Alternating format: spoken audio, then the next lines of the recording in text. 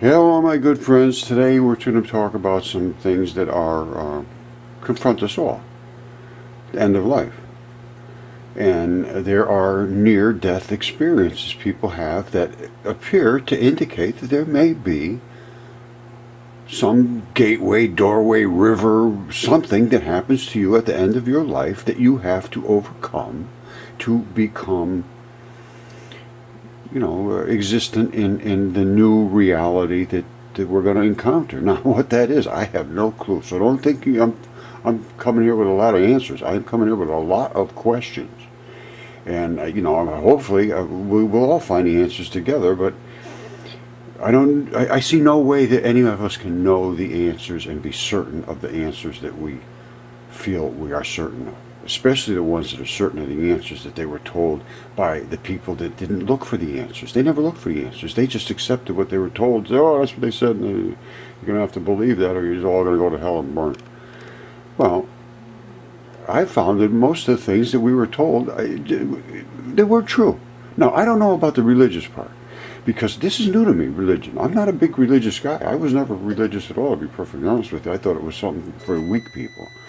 And then I found the giants and all the things that I found. I cannot get away from that. I cannot dismiss it whatsoever anymore. And I have to give complete credence to the stories of Christ and even the myths and the titans and all of that stuff. So I'm not saying it's just a god and he says you do this or you're going to go to hell. Well, no. There was all kinds of gods, it sounds like. But obviously one of them is going to be the top god. And apparently what happened was a bureaucracy that runs the universe. And I mean universes. And there is a bureaucracy, absolutely no question whatsoever, if you take into account these ancient texts that were written, that were hidden, the Gnostic texts. Now, are they true? I don't know. But we're going to certainly look into it, because I am looking into it deeply. I'm old, I'm going to die, and I want to know what's going to happen to me as best I can figure it out. I'd like to make a choice for myself before I die. Say, well, I'd rather do this than go and burn in hell for the rest of eternity. Come on, let's figure out the best way here. For me, anyway, that's what I want to do. You can feel happy with just go about your way, and that's fine. I have no effect on you whatsoever if you don't want an effect, and you have no effect on me whatsoever if I don't want an effect from what you say, and that's fair. There's no problem with that. So anyway, we're going to talk. This guy here, very, very interesting. I've been starting into it now. I'm going to drag you through this with me. Now, what the story is with this guy, he was a neuroscientist with the whole complete toolkit. He was a neurologist, and he understood how the brain functions and how the neurons transmit signals and how the biology of it, the anatomy of it, the structure, all of that stuff. And then on top of that, he is a psychiatrist that deals with traumatic brain injury things, brain confusion, let's put it that way, and what causes it, and how do these people feel when these things are happening. So he's trying to put these things together, and at first he thought near death, that's all baloney, it's all from California. Nobody ever in England ever has that. Well, all of a sudden he started getting them, and now this goes back a long time when nobody knew about near-death experiences. So he gets on TV, and they get 2,000 letters, written down letters like they used to do. It's saying, this crazy thing happened to me, this crazy thing happened to me. And these people, 98% of them, he said, had never heard of a near-death experience. So they didn't say, oh, I had one of those too, I had one. Well, they said, here's what happened to me. And then he goes into the cultures and what the cultural influence is.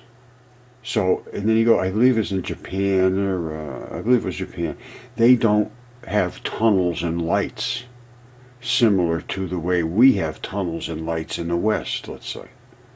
I saw that big long tunnel and a brilliant white light. Well, they go into some place where they have to cross a dark river, apparently, and the culture seems to be in that same mindset when they go into these near-death experiences. Is that cultural? Is that induced from the environment that they live in? Or is that something that truly is part of their literal body structure, their DNA, their ancient understanding of the universe. Because it appears there's all kinds of different creatures and aliens and all these things. And, these texts talk about this not in any uncertain terms.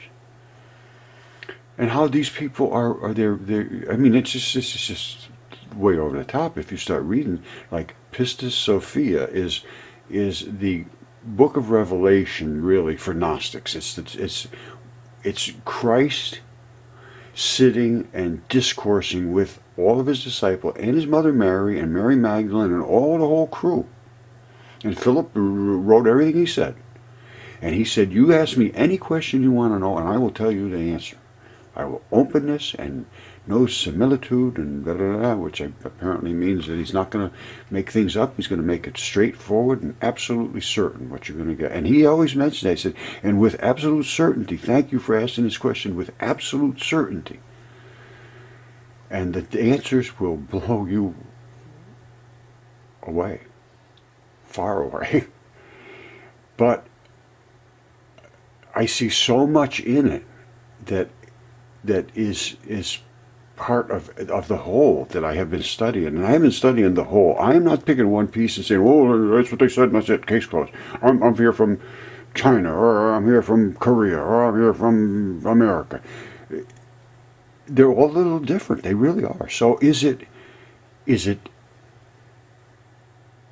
just the culture influence of the way we live and the way we eat and the way we dress and think and talk and sexual things and the whole 9 yards that happens inside of our cultural existence? Or is it something that literally is built into the fabric of our biology? And, birds can build a nest. Nobody has to show them how to build a nest. A lot of animals do a lot of things that nobody has to teach you. Where do they get that from? I mean, think about that. Where did that all come from? Well, it's got to be something in the actual structure of the neurology. Let's put it that way. The structure of the brain. When I was in the software business, there's levels of wear, of firmware, software, hardware, the cloudware now. It's all there. There's levels of we used to call it the kernel. You have, and it's spelled with Kernel, kernel. It's like a kernel of corn. It pops open, and everything that happens in that program is based on the kernel. If the kernel doesn't come open, it has no guidance. Think of it that way. If the kernel doesn't open up and say, here's the basic constructs that you deal with. Right is right, left is left, up is up, and down is down, and maybe that's all there is to the basic constructs, and then you go from there. I don't know. But there is a kernel inside of us that says, here's your basic program. Now, you may have one as a Korean, you may have one as a Western style, I don't know. I'm so confused now, because you would take a Western person, put it in an Eastern society, what happens to that person? Are they going to have that kind of near-death experience because they've been around those people? Has their water and their biology communicated so much in that culture that now that is their thought pattern? A lot to consider here. There really is a lot, because water itself is programmable, extremely, extremely programmable and intelligent, it appears. And now I have come to the conclusion, my friends, that I cannot rule out the fact or a possibility that elements, atoms, and even electrons and protons and all that stuff has some way of communicating. It's not just because there's a little plus here and a minus there. Absolutely, that has to be for them to form bonds and unions and so forth. However, what brings them together? What brings all this stuff down to the right place? What creates it in the first place? What makes you go do all the things to harvest all these things for your machine that you live inside of? It's a very complex set of questions.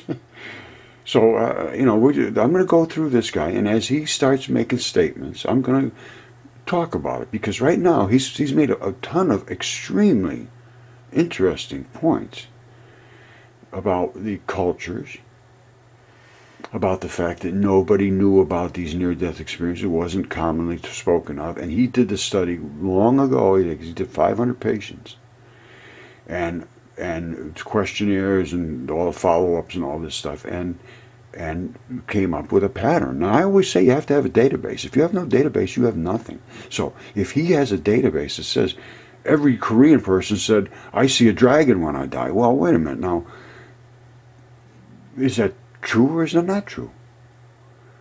So anyway, culture has to have a big factor. It gets very confusing. I don't want to muddle it up too much, but all I can say is it's a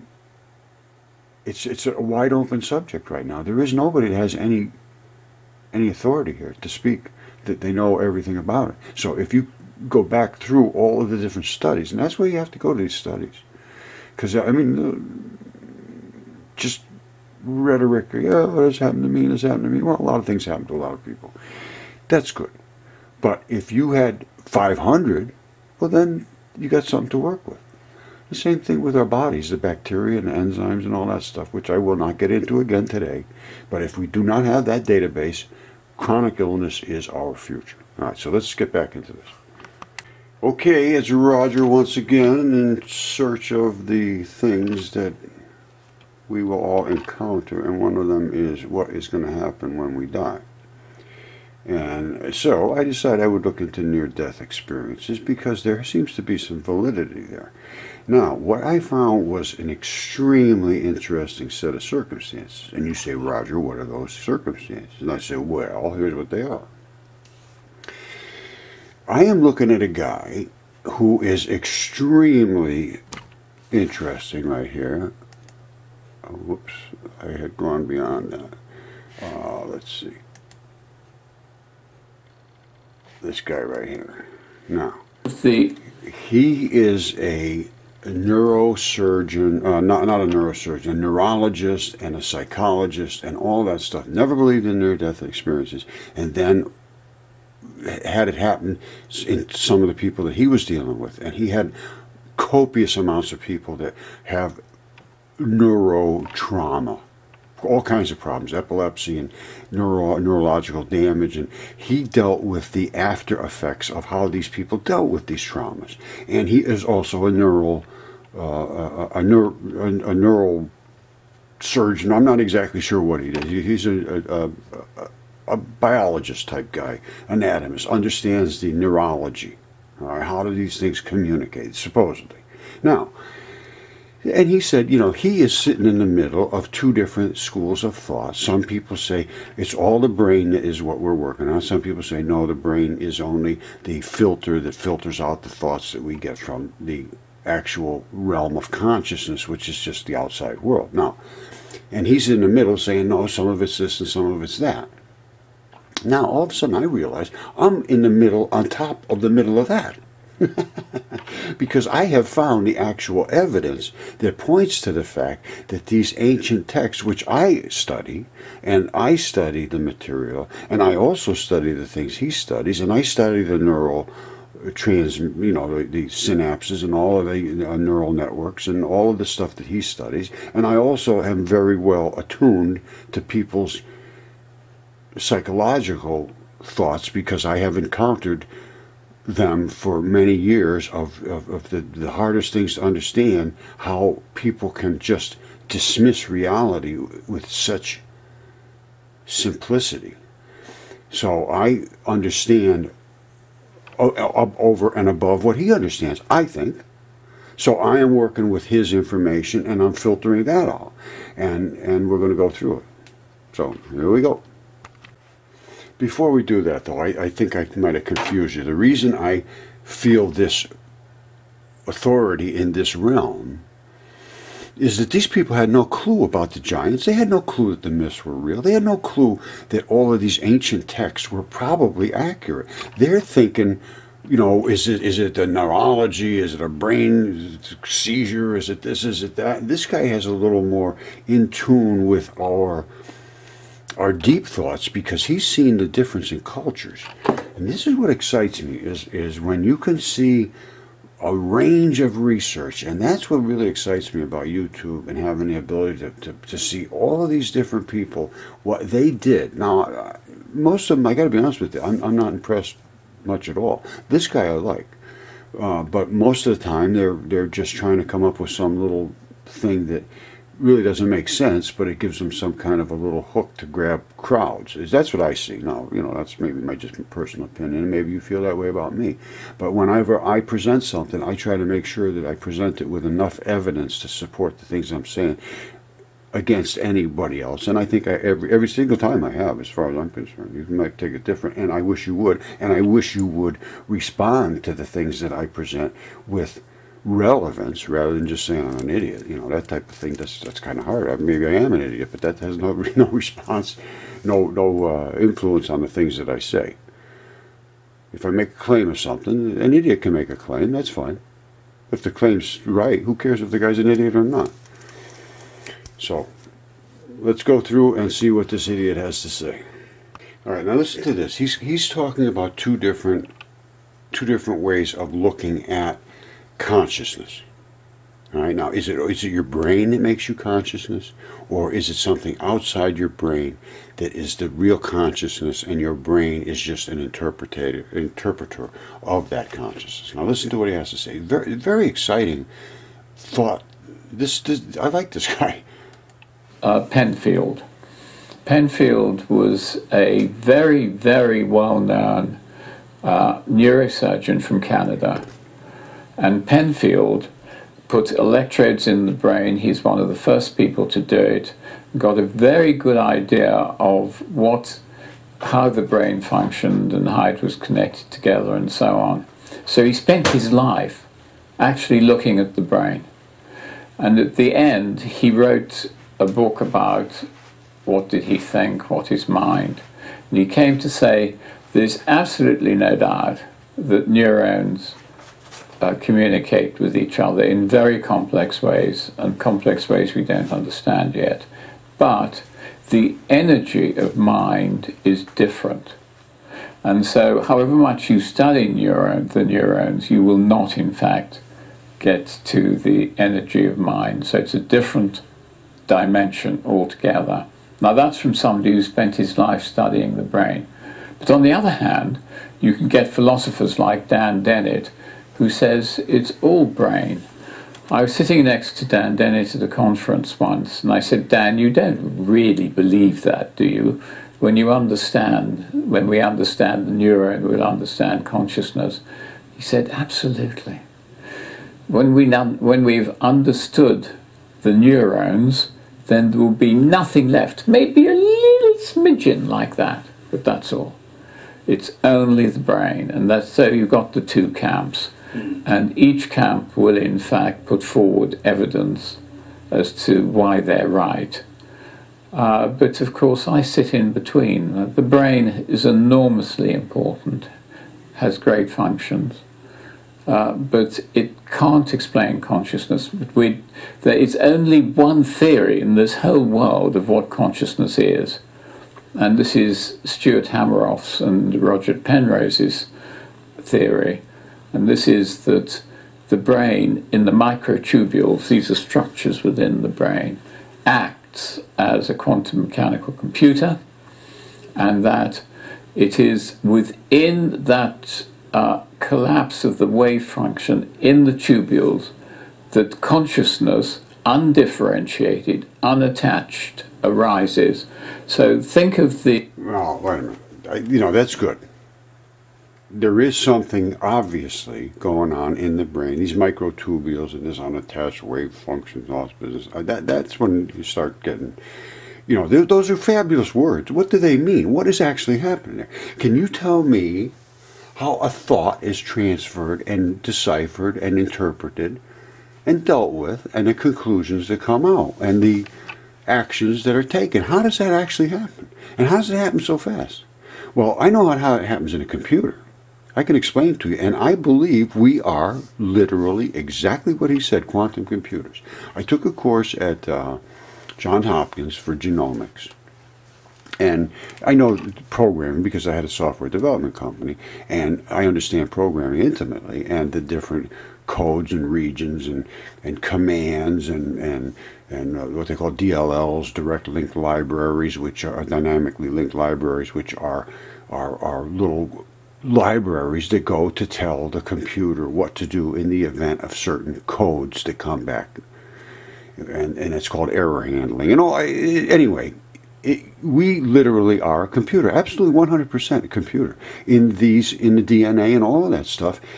So, what is the circuitry that runs it? I understand also the circuitry in computers and how the shift registers work and how the voltage is established and all of the different things that are required to make that work. And that is also identical to us. We are no more than a power supply.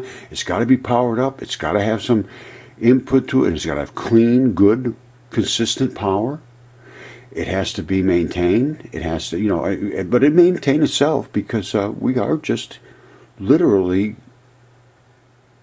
little machines that are programmed to do specific things and then have just a wide open range of abilities.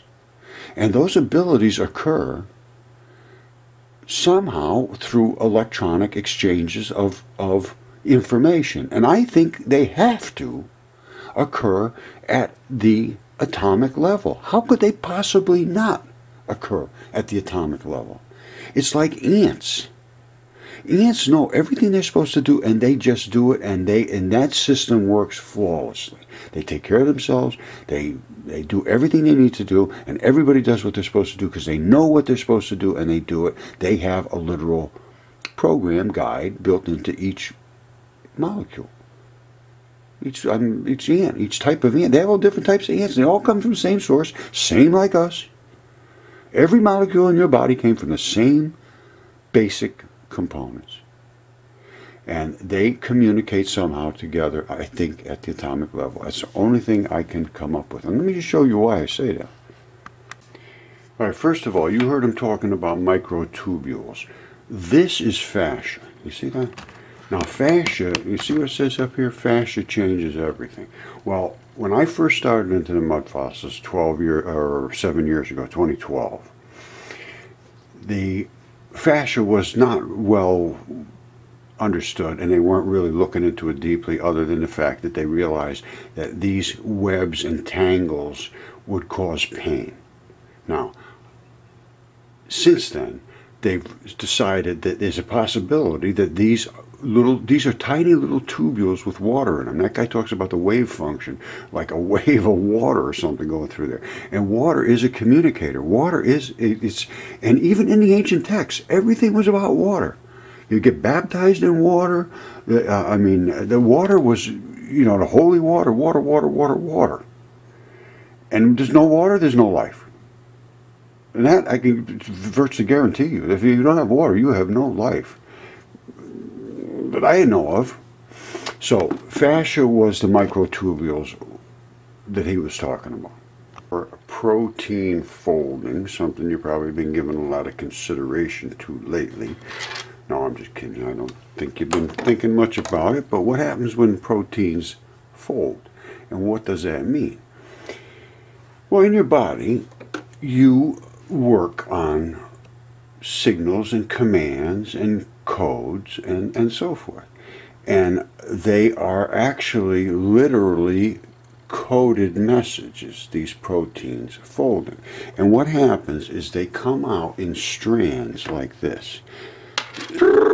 And then they bend and fold and twist and bond and create structures like that inside your body. And your body, they have to fold and touch and bond in these exact certain ways to be the correct command group. And these are functional commands.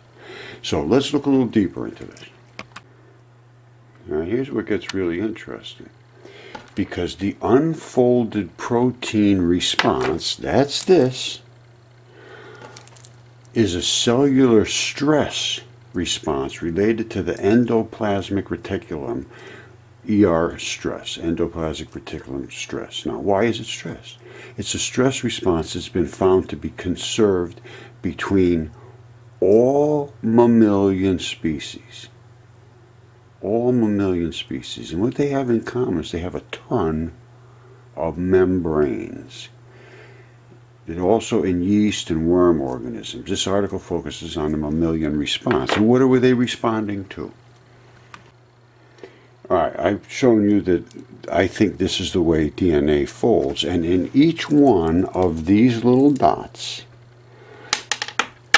is these 4 selections. And you can have, within these 4 selections, CTAG, depending upon which ones are turned on or off, you can have these outcomes, let's say.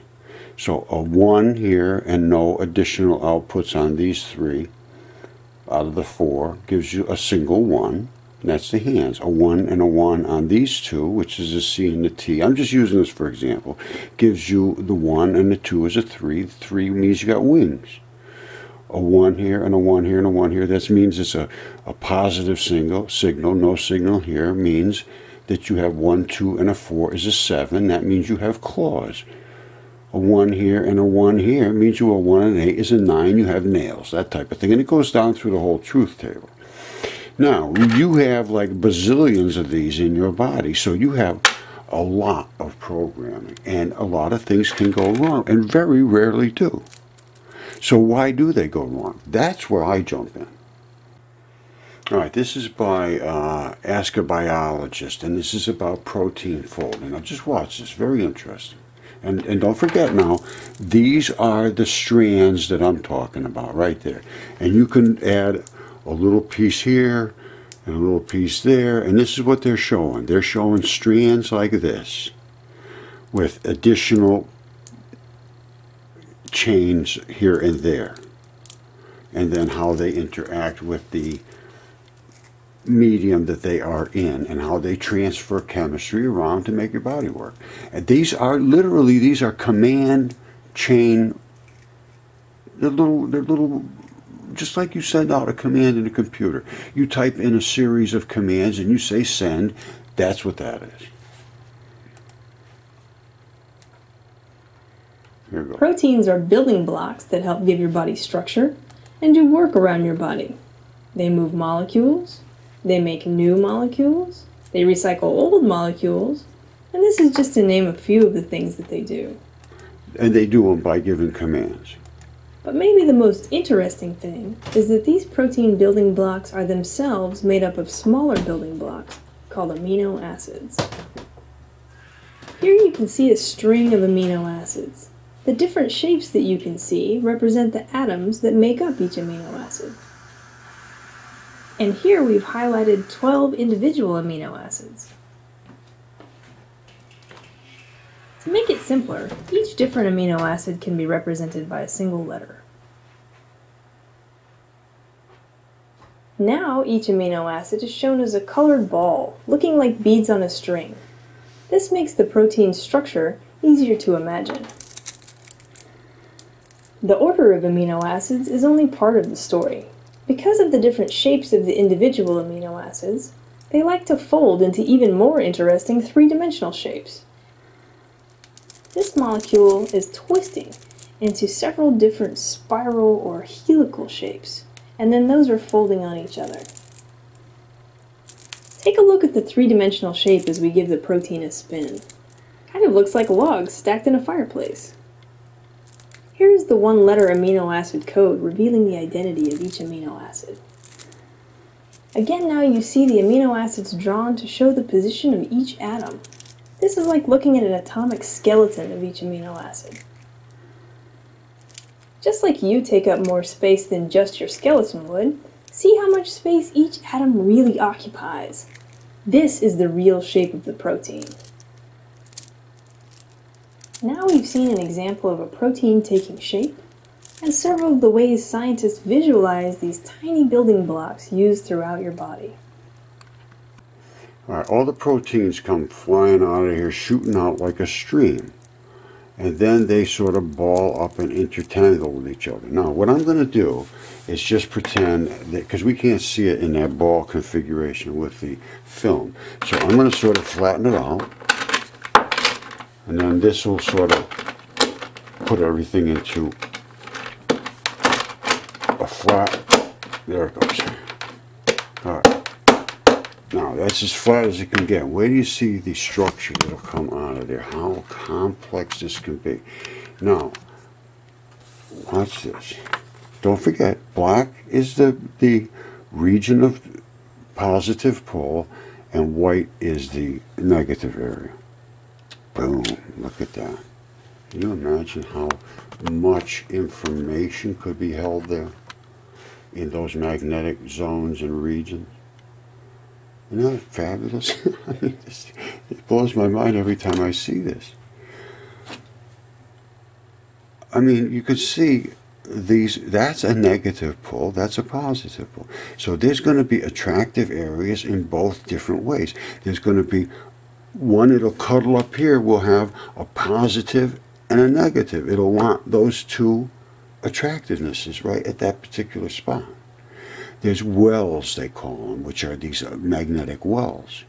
Now, this is not obviously it's something that would be real stable in nature, because there's just too much variety here. When you get stability, you get this like this here. See these? They're stable, stable, stable, stable, stable, stable. They're all part, you know, nice. You could see they're structurally equivalent in some manner. Oops, can't see all that. Can you? All right, they're all structurally equivalent. You see they're not like one big glob hanging, one big glob hanging here. And if you watch the sand or salt vibration experiments, well, let me show you it real quick. All right, this was by BC Stargazer, and they're showing the stunning resonance experiment with salt. What they're doing is they're shaking this table, and they're jiggling the salt into a crystalline formation, which I believe mimics the wave functions.